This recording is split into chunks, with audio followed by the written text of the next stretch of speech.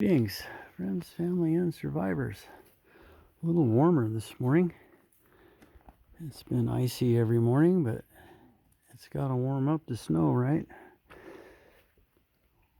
We got that solar panel that came from with the Alpenlight trailer from the factory. It's a 50 watt, really heavy duty, incredibly sturdy panel compared to what they make today.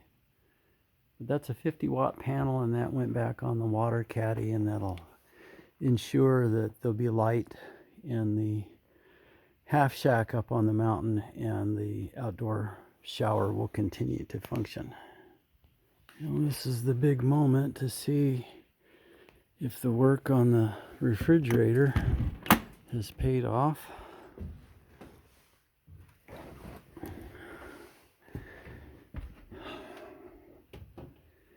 And it looks like it did. It's still running. Fantastic. So what was happening was this thing would light on propane and run a few hours, and then I would get a fault. And that button there tells you what you're running on, which is propane.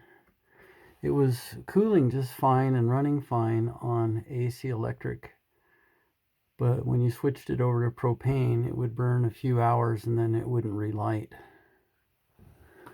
And we really need this freezer.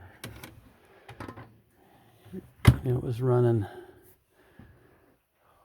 about $16 a week in ice to stay up on the mountain, and you just can't do that very long.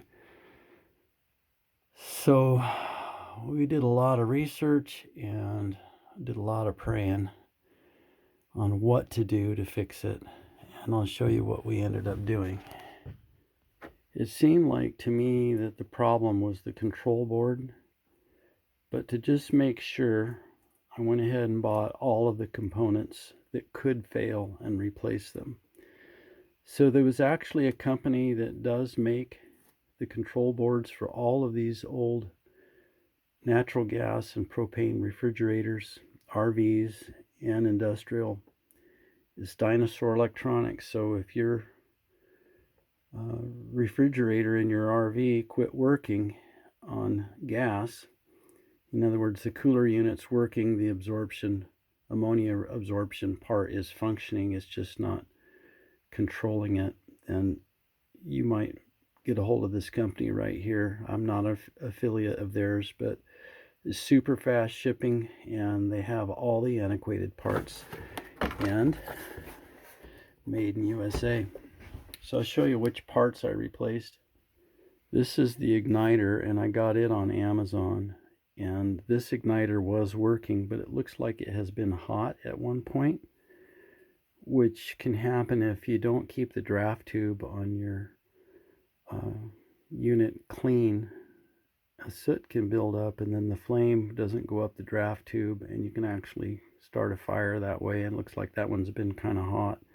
So I replaced it just for that reason. This thermocouple was working, but since I was in there for $30, why not change it? The reigniter was $55. And then this control board, to replace this was $180. And the new control board was pretty neat. It had a multi-function where if you cut one resistor out of it, you would work with a two-way or a three-way. If you cut the other resistor out, it would allow you to use the new type gas control valve, and it gave you a jumper with it if you had the new gas valve. Mine had the old gas valve, so it didn't need the jumper. And look at these antiquated components. Look at all of those resistors. When the new board had mostly IC chips and MOSFETs, look at all of the resistors. Triacs, a couple of caps, and a relay. The new board looked, the same form factor exactly, but the components look completely different. So that was worth it.